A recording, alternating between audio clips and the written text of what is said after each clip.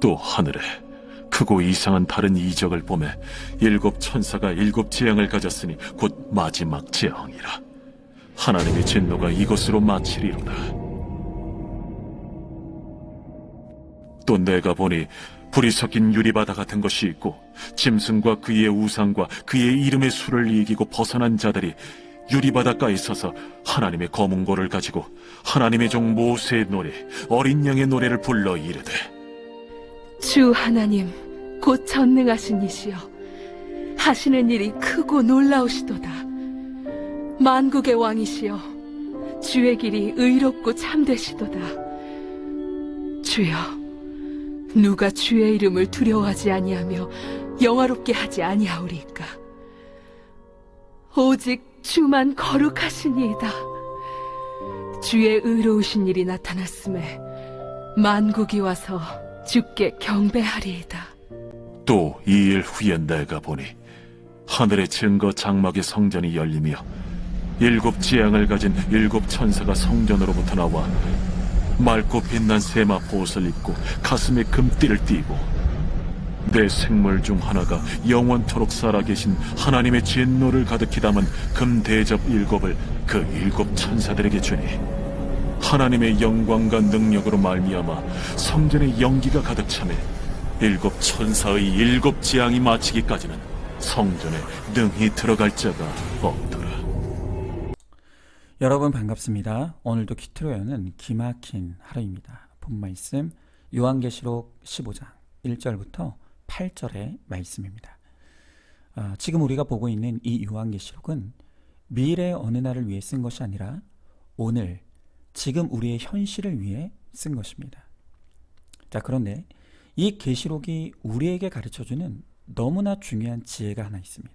그것은 우리가 주어진 현실을 목적에 따라 잘 살아내는 방법이 있는데, 그것이 바로 매 순간 마지막이 있음을 기억하는 것입니다. 메멘토 모리라고 하는 라틴어 문장이 있습니다. 메멘토 모리의 뜻은 너는 반드시 죽는다는 것을 기억하라 라는 뜻입니다. 옛날 로마에서는 전쟁에서 승리를 거두고 개선하는 장군이 시가 행진을 하는데, 그때 그 행진의 맨 끝에 노예를 시켜서 메멘토 모리, 죽음을 기억하라는 이 단어를 반복하여 큰 소리로 외치게 했다고 합니다. 이상하죠? 승리의 기쁨을 만끽해야 될 때 죽음을 기억하라고 외치는 것입니다. 그 의미는 이렇습니다. 전쟁에서 한번 승리했다고 우쭐대지 말라. 오늘은 개선장군이지만 너도 언젠간 죽는다. 그러니 매사에 겸손하게 행동하라. 바로 이런 의미에서 생겨난 풍습이라고 합니다. 여러분, 그렇습니다. 메멘토 모리, 나에게 마지막 순간이 있다는 것을 아는 것, 그래서 마지막을 잘 준비하는 것이 바로 현재를 잘 살아내는 비결인 것입니다. 바로 그런 의미에서 오늘 성경에 이 마지막이라는 단어가 등장합니다. 인과 나팔의 재앙에 이어서 이제 대접의 재앙이 쏟아지는데, 바로 이 대접 재앙이 마지막 재앙이라고 합니다. 자, 오늘 여러분들에게 한번 묻고 싶습니다. 여러분들은 이 마지막이라는 단어가 어떻게 다가오십니까? 이 마지막이라는 단어를 떠올리면 두려우십니까? 아니면 기대가 됩니까? 우리는 계시록을 큐티하면서 정신을 차릴 수 없도록 연이어 이어지는 재앙들을 보아왔습니다. 비록 재앙이 한가운데 있을지라도 땅에 쏟아지고 부어지는 이 재앙이 나의 거룩을 위해, 또 우리 가정의 구원을 위해 반드시 있어야 될 일임을 깨닫고 믿음으로 인내하고 사랑의 수고를 다한 사람에게는 이것으로 마치리로다의 이 하나님의 음성은 말로 닿을 수 없는 기쁨일 것입니다. 그러나 땅의 재앙을 면하여 일시적인 평안을 누리면서 이 땅에만 소망을 두고 땅의 행복을 위해 재산 쌓고 성공하고 호의호식하면서 악과 음란을 쫓아 살아왔던 사람들에게는 이 마지막이라는 단어야말로 재앙의 시작이고 공포일 것입니다. 여러분, 정말 그렇지 않습니까?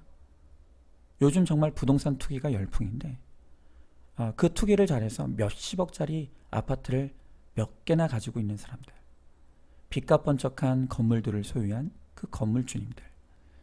그래서 한평생 여기가 좋사오냐며 이 땅이 천국인 사람을 보고 있으면 정말 그런 생각이 듭니다. 죽을 때 저거 다 놓고 가려면 얼마나 원통할까. 여러분, 이렇게 이 땅이 천국인 사람들에게는 마지막이라는 단어는 생각조차 하기는 싫은 단어인 것입니다.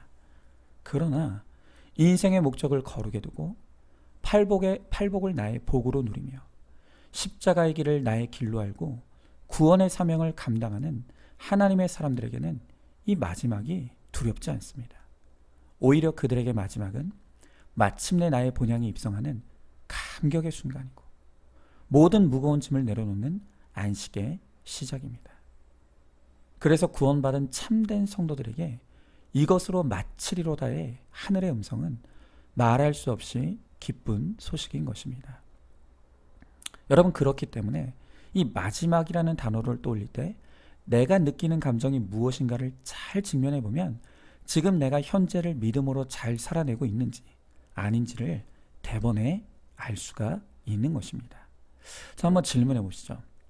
마지막 그리고 죽음이라는 단어가 나에게는 슬픔의 단어입니까? 설렘과 기다림의 단어입니까? 현재의 나의 삶의 목적이 거룩입니까? 행복입니까? 여전히 인생의 목적이 행복이기에 아직 나는 죽을 수 없다를 외치고 있지는 않습니까? 언제 마지막 순간이 찾아오더라도 후회할 것이 없도록 오늘도 말씀으로 거룩을 이루는 현재의 삶을 잘 살아내시기 바랍니다. 자, 이제 2절에 보니까 짐승과 그의 우상과 그의 이름의 수를 이기고 벗어난 자들이 유리 바다 위에 서 있다고 합니다. 여러분, 이들은 땅에 쏟아지는 재앙 가운데서도 이 땅에서 믿음을 저버리지 않은 하나님의 참된 백성들입니다. 그들이 마침내 죽음을 맞이했을 때 그들은 이제 천국의 유리 바닷가에 서게 되었습니다. 그들은 승리한 군대로서 하나님의 천국 보좌 앞에 영광스러운 모습으로 서 있습니다. 그리고 영원한 생명을 누리며 천국에서 영광을 누리게 되는 것입니다. 자, 여러분, 우리가 지금 이 요한계시록을 계속해서 보고 있는데 이 요한계시록의 구조를 잘 이해합니다. 이 요한계시록의 전체 구조를 보면 계속해서 하늘의 영광과 땅의 재앙을 교차하여 보여주고 있는 것을 볼 수 있습니다. 이 지그재그의 형태로 하늘과 땅을 번갈아가며 비추고 있는 것입니다. 자, 그런데 여기서 순서가 중요합니다. 계시록은 하늘의 영광을 먼저 보여주고 그 다음에 땅의 재앙을 비춰줍니다. 여러분, 이 요한계시록의 교차 구조가 우리에게 주는 메시지가 무엇이겠습니까? 그것은 우리가 이 땅에서 믿음 위에 싸우는 이 선한 싸움은 승리가 보장된 싸움이고 영광이 약속된 싸움이라는 것입니다. 그러니 땅의 재앙 가운데 하늘을 쳐다보며 포기하지 말고 낙심하지 말며 잘 견디라는 것입니다. 여러분, 제가 얼마 전에 우연히 이 자연주의 출산 장면을 유튜브에서 보게 되었습니다. 이 자연주의 출산이라는 것은 의학의 도움은 최소한도로 줄이고 출산의 모든 과정을 그냥 그대로 받아들이며 아이를 낳는 것입니다. 제가 본 그 영상에서 산모는 무려 12시간을 진통하고 있었습니다. 그 진통을 겪으면서 너무 고통스러워하고 어느 순간에는 자연분만을 포기할 테니 제발 수술시켜달라고 애원하기도 했습니다. 그러나 또다시 마음먹고 또 애원하고 그것을 몇 번을 반복하고 있었습니다. 그러나 마침내 12시간의 진통 끝에 마지막 순간이 오자 드디어 아이가 나왔고 그 아이를 안고 산모와 남편 모두 기쁨의 눈물을 흘리는 것을 보았습니다. 여러분, 저는 우리 믿음의 사람들이 이 땅에서 겪는 모든 고난과 수고가 바로 이 해산의 고통이라고 생각합니다. 나와 가족의 구원을 이루기까지 우리가 통과해야 될 인재앙과 나팔재앙이 있고 또 대접재앙이 아직 남아 있습니다. 때로 그 해산의 고통을 겪는 과정에서 내가 감당해야 될 인내와 수고가 너무 커서 포기하고 싶고 그만두고 싶을 때가 한두 번이 아닙니다. 여러분, 그러나 그럼에도 불구하고 우리가 끝내 이 수고를 감당해낼 수 있는 이유가 무엇이겠습니까? 그것은 이 고통과 수고 끝에 얻을 영광과 기쁨이 약속되어 있기 때문입니다. 마지막 최후에 얻을 그 구원의 기쁨, 나와 가족과 지체가 함께 가게 될 그 천국의 기쁨이 약속되어 있기에 우리가 겪는 이 땅의 재앙이 힘들지라도 우리는 그것을 인내하고 감당할 수 있는 것입니다. 여러분, 중요한 것은 이렇게 우리가 해산을 위해, 영혼 구원을 위해 땅의 재앙이 부어지는 이때에 땅만 쳐다보는 사람은 절대로 이 재앙을 이길 수 없다는 것입니다. 여러분, 재앙과 해산의 고통을 이기는 방법은 바로 하늘을 쳐다보는 것입니다. 여러분, 제가 언젠가도 말씀드렸지만 인간과 짐승의 근본적인 차이는 어디를 쳐다보느냐에 있다고 했습니다. 오늘 성경은 사탄을 짐승이라고 표현합니다. 그래서 사탄에 속한 사람들의 특징은 이 짐승처럼 땅만 쳐다보며 사는 것입니다. 여러분, 이렇게 날마다 땅만 쳐다보니 절망하고 두려워하다 망할 수밖에 없습니다. 여러분, 그러나 인간을 헬라어로 안드로포스라고 하는데 이 말의 뜻은 하늘을 쳐다보는 존재라는 뜻입니다. 하나님의 형상을 회복한 하나님 나라의 백성들은 날마다 재앙이 쏟아지는 이 땅 한가운데서 하늘을 쳐다보며 하늘의 영광을 바라보는 것입니다. 여러분, 그런데 땅을 사는 우리가 어떻게 하면 하늘의 영광을 목격할 수 있겠습니까? 우리가 땅의 재앙 한가운데서도 하늘의 영광을 보는 방법은 바로 말씀을 펴고 말씀을 묵상하는 것입니다. 여러분, 이 말씀을 큐티하는 것이 바로 하늘의 영광을 보게 되는 비결인 것입니다. 쏟아지는 재앙 가운데서도 큐티로 말씀을 펴고 그 말씀을 묵상할 때 비로소 우리의 영안이 열립니다. 그리고 이 땅의 재앙이 해석되어지고 이 재앙 끝에 얻게 될 하늘의 영광을 확신하게 됩니다. 바로 그 안드로포스의 사람이 재앙을 이길 수 있는 것입니다. 자, 여러분, 한번 질문해 보십시오. 나는 지금 어떤 종류의 재앙을 겪고 있습니까? 이 재앙의 때에 나는 지금 어디를 쳐다보고 있습니까? 재앙의 근원인 남편과 아내와 자식만 쳐다보느라 지옥을 살고 있지는 않습니까? 재앙의 때에 말씀을 펴고 큐티할 때 하늘의 영광과 승리의 확신을 누리게 될 줄을 믿으시기 바랍니다. 자, 이렇게 마지막 대접 재앙을 앞두고 이긴 자들이 하늘에서 누리는 영광을 미리 보게 하셨던 하나님께서 이제 5절부터 8절에서 하나님의 진노를 담은 대접을 천사들에게 전달하시며 마지막 재앙이 임박했음을 보여주고 있습니다. 여러분, 제가 방금 말씀드렸지만 이 요한계시록은 전체의 구조와 순서가 중요하다고 했습니다. 하나님은 이 땅에 마지막 재앙이 쏟아지기 전에 먼저 하늘의 영광을 보여주고 계십니다. 그러면서 이 재앙을 잘 견디고 버티는 우리에게 반드시 저 하늘의 영광이 우리의 것임을 약속하시며 격려하고 계시는 것입니다. 여러분, 아무리 믿음이 좋은 사람이라도 어떻게 재앙이 두렵지 않을 수 있겠습니까? 그러나 아무리 거센 재앙이 온다 하더라도 재앙의 이유와 목적을 알고 재앙의 결말을 알면 그 재앙은 견딜 만한 재앙이 되는 것입니다. 우리나라 일제시대 때 신사참배를 거부하고 순교하셨던 주기철 목사님이 계시죠. 우리 주기철 목사님은 한국교회의 거룩한 유산입니다. 그분의 남은 후손들도 여전히 믿음으로 잘 살아내고 있는데 이 주기철 목사님의 후손 가운데 주안장로교회 주승중 목사님이 계십니다. 이 주승중 목사님이 전해들은 할아버지 주기철 목사님에 대한 간증을 듣게 되었는데요.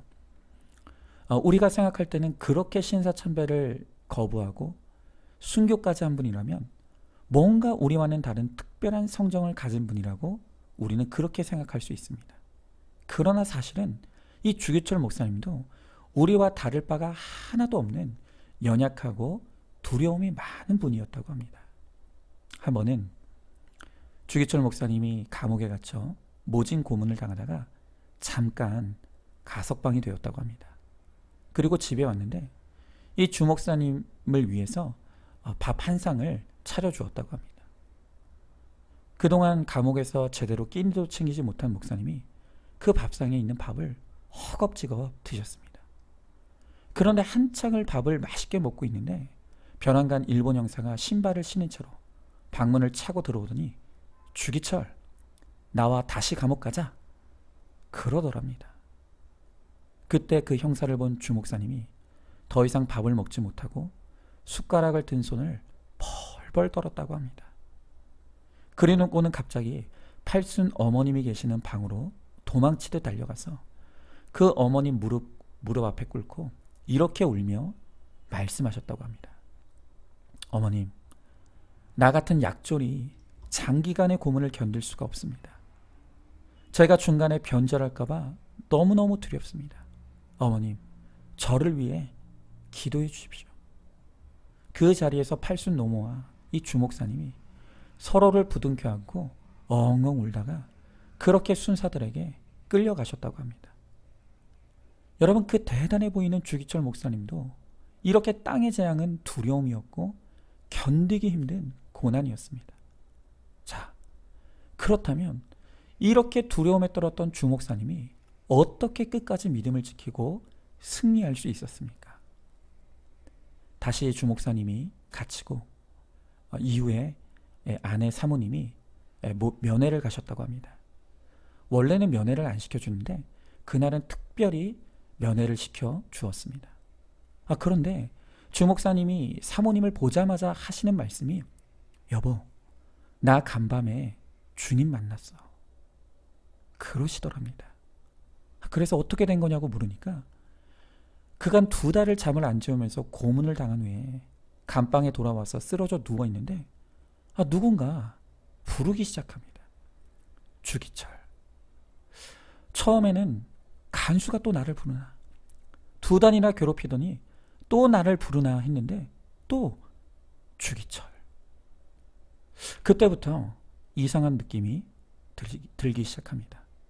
그리고 또다시 주기철. 그래서 누구십니까? 돌아보니 그 감방 안에 주님께서 슬픈 얼굴로 서 계시더랍니다. 그러면서 주님께서 말씀하시기를, 너마저 나를 버리느냐? 너마저 나를 버리겠느냐? 그때 목사님께서 그렇게 대답하셨답니다. 아닙니다. 아닙니다, 주님. 주님 날 위해 물과 피를 다 흘리셨는데 내가 어찌 주님을 모른다 할 수 있겠습니까? 그렇게 꿈인지 환상인지 생신지 알 수 없는 그 모습을, 예수님의 모습을 보고 비로소 깨닫게 되었다고 합니다. 나는 내가 십자가를 지는 줄 알았는데 이제와 돌이켜보니 주님의 십자가가 나를 지고 있었구나. 그것이 깨달아져 그 감옥 안에서 그 하나님의 은혜에 감사하며 눈물을 흘렸다고 합니다. 그 감옥 안에서 주님이 주기철 목사님을 찾아오시고 목사님과 교제하신 것입니다. 주 목사님은 감옥 안에서도 큐티하신 것입니다. 고난 중에 하나님의 영광을 본 것입니다. 여러분, 주 목사님도 우리와 다를 것이 없는 연약한 인간일 뿐입니다. 그러나 그 연약한 분이 순교의 자리까지 갈 수 있었던 것은 오로지 주님의 은혜였던 것입니다. 우리도 구원에 이르고 승리하기 위해서는 우리의 마지막까지, 이제 다 끝났다 라고 주님께서 말씀하실 때까지 우리가 감당해야 될 재앙이 있습니다. 우리의 힘으로는 그 재앙 같은 배우자, 자녀, 또 질병, 환경을 이길 수 없습니다. 그러나 주님이 우리와 함께 하시고 주님의 은혜가 우리 가운데 있습니다. 그 은혜를 누릴 수만 있다라고 한다면 우리는 끝내 이 재앙을 마지막까지 견디고 승리할 수 있는 것입니다. 세상은 알지 못하는 그 하늘로부터 공급되는 은혜와 힘이 있기에 오늘도 우리는 고난 중에 찬송을 부르며 거룩의 길을 갈 수 있습니다. 그리고 우리는 마침내 승리할 것입니다. 자, 여러분 한번 질문해 봅니다. 재앙이 오는 것을 생각만 해도 미리 겁먹고 두려워하고 있지는 않습니까? 내 힘이 아닌 하나님의 은혜가 우리를 승리하게 할 것임을 믿으십니까? 여전히 내 힘으로 내가 하려고 하는 것이 무엇입니까? 어떤 재앙에서도 말씀으로 큐티하며 하나님의 임재를 누림으로 결국엔 승리하게 될 것을 믿으시기 바랍니다. 자, 오늘도 12월 9일 보석상자입니다. 이혼은 절대 안 됩니다. 결혼 생활에서 부부는 서로 버리지도 말고 헤어지지도 말아야 합니다. 모든 부부 문제는 분방에서 시작되므로 힘들어도 징그러워도 코골아도 땀 흘려도 함께 자야 합니다. 아멘. 우리 함께 기도하겠습니다. 주님, 오늘 말씀을 통해 우리의 거룩과 구원을 위해 있어야 할 일로 주시는 재앙이 남아있다고 말씀하십니다. 내 힘으로는 도저히 그 재앙들을 견디고 버틸 힘이 없습니다. 다만 하나님의 은혜면 능히 감당할 수 있을 줄 믿사오니 우리들에게 그 고난을 감당할 힘과 은혜를 허락하여 주시옵소서. 그래서 마지막에 나와 내 가정 그리고 지체들의 구원을 이루고 승리하는 내가 될 수 있도록 은혜 베풀어 주시옵소서. 믿사오며 사랑이 많으신 우리 예수님 이름 받들어 기도드리옵나이다. 아멘. 오늘도 큐티로 기막힌 하루를 살아내는 하늘가족 공동체 우리 모든 성도님 되시기를 주님의 이름으로 축복합니다.